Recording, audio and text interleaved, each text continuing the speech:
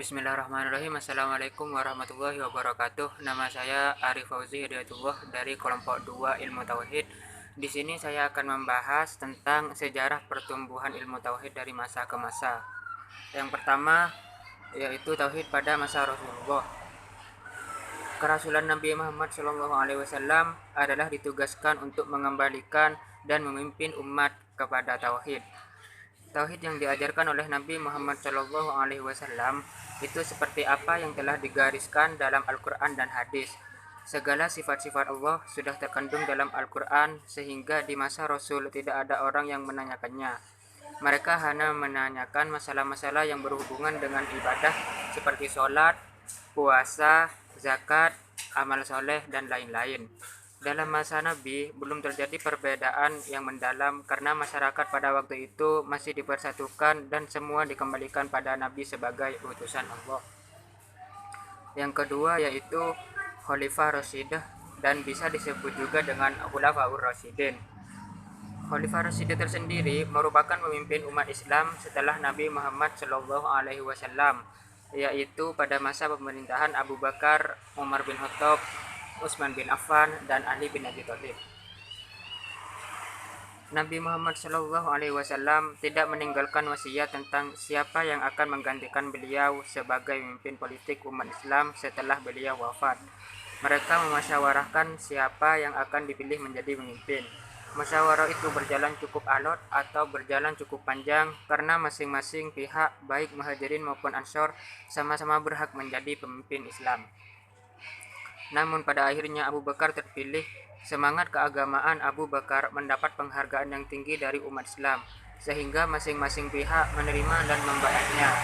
Sebagai pemimpin umat Islam setelah Rasul, Abu Bakar disebut Khalifah Rasulillah, Khalifah pengganti Rasul, yang dalam perkembangan selanjutnya cuma disebut sebagai Khalifah saja. Abu Bakar menjadi Khalifah hanya 2 tahun. Pada tahun 634 Masehi, beliau meninggal dunia. Masa singkat itu, Abu Bakar menerima tantangan yang ditimbulkan oleh suku-suku bangsa Arab yang menganggap bahwa perjanjian yang dibuat oleh Nabi sudah batal setelah Nabi wafat. Abu Bakar menyelesaikan persoalan ini dengan perang Riddah, yaitu perang melawan orang-orang murtad. Setelah menyelesaikan urusan perang dalam negeri, barulah Abu Bakar mengirim kekuatan keluar Arabia, yaitu ke Irak dan ke Syria. Abu Bakar meninggal dunia sementara barisan depan pasukan Islam sedang mengancam kota Palestina, Irak, dan kerajaan Hira, dan diganti dengan tangan kanannya yaitu Umar bin Khattab. Ketika ajalnya sudah dekat, kemudian beliau bermusyawarah dan mengangkat Umar sebagai penggantinya. Di zaman Umar bin Khattab, gelombang ekspansi atau perluasan daerah kekuasaan pertama terjadi di ibu kota Syria, Damaskus, jatuh pada tahun 635 Hijriah. Seiring berjalannya waktu, dalam masa kepemimpinan Umar, banyak wilayah yang ditaklukkan oleh umat Islam, sehingga pada masa kepemimpinannya, wilayah kekuasaan Islam sudah meliputi Jazirah Arabia, Palestina, Syria, sebagian wilayah Persia dan Mesir. Umar memerintah selama 10 tahun, 13 sampai 23 Hijriah atau 634 sampai 644 Masehi. Masa jabatannya berakhir dengan kematian yang dibunuh oleh seorang budak dari Persia bernama Abu Lu'lu'ah. Untuk menentukan penggantinya, beliau menunjukkan 6 orang yaitu Utsman, Ali, Talha, Zubair, Sa'ad bin Abi Waqqas, dan Abdurrahman bin Auf. Setelah Umar wafat, tim ini berhasil menunjuk Utsman sebagai khalifah melalui persaingan ketat dengan Ali bin Abi Thalib. Di masa pemerintahan Utsman, 644 sampai 655 Masehi, Armenia, Tunisia, dan bagian yang tersisa di Persia, Transoksania, dan Tabaristan berhasil direbut. Ekspansi Islam pertama berhenti sampai di sini. Pemerintah Utsman berlangsung selama 12 tahun. Pada tahun 35 Hijriah 1655 Masehi, Utsman berhasil dibunuh oleh kaum pemberontak yang terdiri dari orang yang kecewa terhadap kepemimpinan Utsman. Meskipun demikian, Utsman berhasil membangun bendungan untuk menjaga arus banjir yang besar dan mengatur pembagian air-air ke kota-kota, membangun jalan-jalan, jembatan, masjid, dan memperluas masjid di Madinah. Setelah Utsman wafat, masyarakat beramai-ramai membaiat Ali bin Abi Thalib sebagai khalifah. Ali memerintah hanya 6 tahun. Perang pertama Ali yaitu dikenal dengan Perang Jamal karena Aisyah pada saat itu menunggang kuda, dan yang kedua dinamakan dengan Perang Siffin. Ali terbunuh oleh seorang anggota Al-Khawarij. Jadi kesimpulannya di sini dari Khulafaur Rasyidin, Abu Bakar yaitu memerintah 2 tahun, Umar bin Khattab 10 tahun, Utsman bin Affan 12 tahun, dan Ali bin Abi Thalib yaitu 6 tahun. Yang ketiga, Bani Umayyah.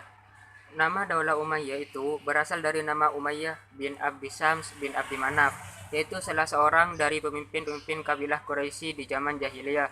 Bani Umayyah baru masuk Islam setelah Nabi Muhammad SAW berhasil menaklukkan kota Mekkah atau disebut dengan Fathul Mekkah. Keberhasilan Muawiyah mendirikan Isti Umayyah yaitu yang pertama, dukungan yang kuat dari rakyat Syuriah dan dari keluarga Bani Umayyah sendiri.